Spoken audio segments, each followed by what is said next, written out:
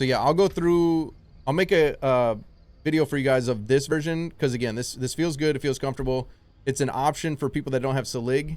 And again, just I'm gonna keep tuning it though, of course. But so far, I've tested quite a few different things, Paragon wise, Vampiric power wise, you know, gear wise, everything, and this feels the most comfortable. I'm trying. My goal is, this isn't necessarily a push build. It's meant to farm Glyph XP quickly and efficiently. In a 14, it goes very fast, feels even more safe. But you just saw I did that 19, and had plenty of time to spare.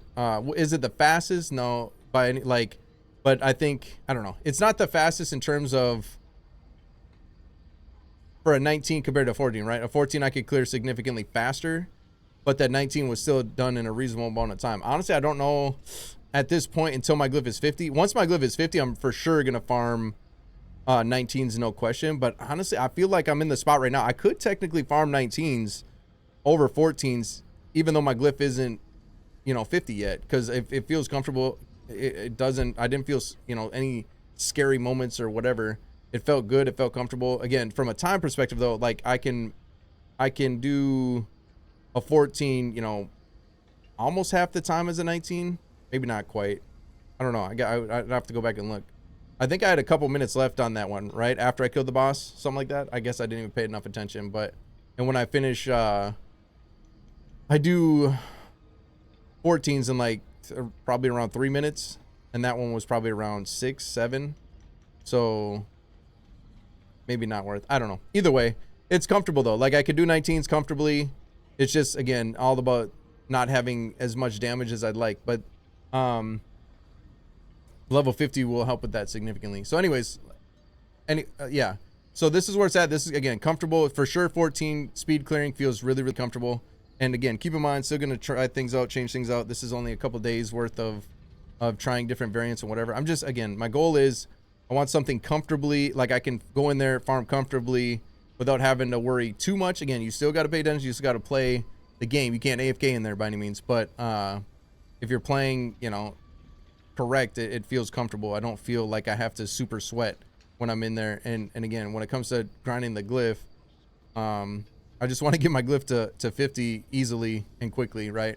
So yeah, that's the goal of this build. And again, it's something to offer aside from the Slig version. So but yeah, Shaco the same, armor the same as my Selig build that I cleared 20 with. This is different. I am trying out the Shard of Nam, and again, for the speed clear aspect, the attack speed feels really good, especially when you pair it with Banish Lords. The faster I attack, the more hits I get, the more procs I get, right? So it actually feels really good. You can still use Intercom. Obviously you get more damage overall well, bigger hits I should say, but when it comes to the actual speed aspect, like I said, it feels good. It feels, I like the way it feels. It feels smooth. It feels solid. Iron Blood, I've tried a lot of variants here. I tried Numbing Wrath and taking out Warbringer and stuff like that, but overall, again, from the safety net aspect, that it feels the most safe and comfortable. Iron Blood is definitely more comfortable. Full DR pants, of course. And then the boots, these are, I'm trying to actually replace these. These are something I'm trying to get. Instead of triple DR on them, I want to get DR injured. I still want everything the same, but instead of shadow resist, I want DR injured. Basically the same boots, but DR injured instead of shadow resist. And then I'm gonna put a shadow gem up here, and yeah, we'll work on trying to still get pretty much cap resist there. But I do think not having even with Selig, it probably is still better if you can pull off max resist. I know with incense I'll definitely be able to. So yeah, as long as those incense, I'm not sure how much the resist incense, are they super expensive? I honestly don't even know, but I am trying to, again, one thing I am trying to change that I haven't been able to yet, DR injured instead of shadow resist on the boots. And then I'll move the shadow gem up here instead of the all resist gem. And again, once I get there, try to finesse that around, make it work. But I think that will add more value to the survivability side of Banish Lords. And then for the two-hand mace, same thing as the other build. Same thing here, same thing. I do have Doombringer instead of my other, I was using Edgemaster. And again, just to get some more survivability health up because of the because we're getting rid of the Selig. Grandfather's the same, Refuge is the same, Ring is the same, Unrelenting Fury. I've been trying different things I've tried a lot of different things. Actually, I've tried Bold Chieftain. I've tried Starlight. Starlight felt okay. Honestly, Starlight felt okay. As long as you're taking damage and healing, it actually felt pretty decent. But overall, I still feel like Unrelenting, to me, feels the smoothest overall.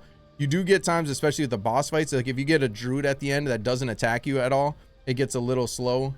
But yeah, I'm trying to iron that out too. But it was kind of the same without Tobalt. The thing is, when you don't have Tobalts, you really notice it. With the Selig version and running Tobalts, like I never really had issue, because even if I had one boss left, I could every 2 seconds I could dodge and get 100 resource back. So it just, yeah, it felt better. And then of course Banish Lord. So gear wise, a lot of it's the same, just a couple minor changes. I'm trying very hard to figure out how to run Tobalts though over this. I can do it, like I can definitely run it, but you have to kind of sweat. When you run Tobalts, the damage is insane. Obviously the Fury generation, insane. But it's way, like if you get hit by a lunatic or two, if I have DR, like if I challenge you shout up, it don't matter. I can get hit by stuff. But if I don't, like I said, I get caught by even one lunatic in like a 19, with no challenging shout, you're done, right? Tobalts it's kind of risky for the biscuit. You guys can try that at your own, discretion. I'm trying very hard to figure out a way to pull it off though. I just can't get quite enough armor in the Paragon. If I can get my armor right and I can fit into Tobalts, that's the ultimate goal. Tobalts feels it feels so good. The damage does, but man, it's like you're a glass cannon at times. But if you don't get hit by, again, if you want to sweat and not get hit by the blow ups and stuff, you can definitely do it. Like it feels good. It's just, you got to be on your toes, kind of feel like you're pushing again. And that, again, my goal of the build right now is to make it as brainless as I can to farm my glyph up, right? So Iron Blood feels a lot more comfortable. Tobalts feels crazy damage, but again, you just got to be on your toes. So try that for yourselves, see what you guys think on that. But yeah, gear wise, that's all that has changed. Most of it's the same. And then Vampiric powers, this is another thing I keep going back and forth between. I can't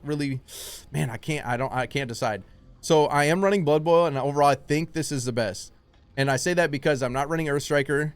So I'm not weapon swapping, so I'm not getting that constant extra free overpowers, right? So the only overpower I got aside from Bonebreaker is the one Banish Lords, right? So but overpowers are all your damage. So I can't decide though. I seriously, the only other thing I'd run here is Domination. The Domination stun tech is very strong. Obviously from the actual hits you get, like no question, obviously it's going to be higher, quite a bit higher when they're stunned. And if it procs, you get an overpower, like of course it's going to be a lot more. But having the extra overpowers overall, even though it's every 20 seconds in a dungeon, that adds up to a lot overall. That's a lot more overpowers that you get.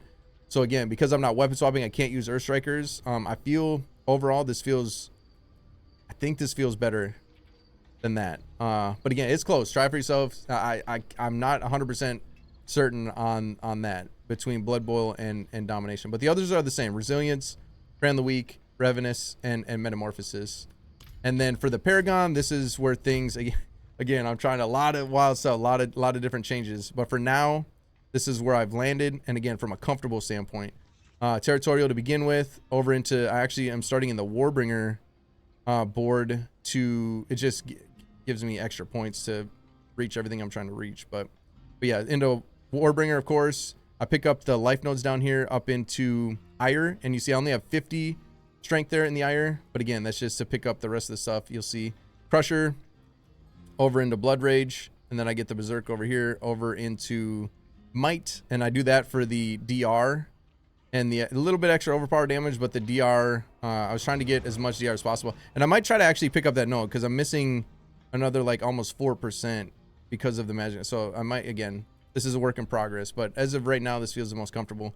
Might, you can technically probably, once I get my glyph to 50, I'm probably gonna have to crunch some more, so I might get rid of that once I get the glyph 50, and again, we'll reassess at that time. But for now, feels pretty solid to do it this way. You just get that extra 8 times with the two-handers for more damage, and then a little bit extra DR on the top, little overpower on the top. over into Decimator, obviously the vulnerable DR, and again, I'm running right now because I'm running the DR pants rather than to bolts. I'm running Dominate, trying that over Undaunted. If you're feeling too squishy even still, obviously switch out Dominate and put in Undaunted in there. And then of course we pick up Bonebreaker for the extra overpower. Well, actually you got to come up over, you got to come back to the Warbringer board, come up into Carnage, obviously that's a no-brainer, and then over into the Bonebreaker. The reason I do that is even with my other build, like I'm splitting, so I don't have to cut across. Like this is so many points lost to cut across like that. I'd rather just cut in up here, grab what I need, cut in over here, get what I need. You know, just from an efficiency, effective standpoint, it makes the most sense. But yeah, anybody watching the video on YouTube, again, just like always, any of my build guides, check in the comments. I'll have it pinned for the actual, you know, official version, and I'll try to keep it updated. Again, this stuff is definitely going to change. I change stuff constantly, trying to find the balance that I like the best. But yeah, just check the comments pinned. The guide will be there. And then did I go over skill tree? I don't think so. Skill tree, very similar. I got the extra DR to elites up here though, again, because we're not running Salig. I got 2 points in there for now. Same here, got the shout. You still use challenging shout, but because we have Shaco, we don't need the points. We take those points and put them elsewhere.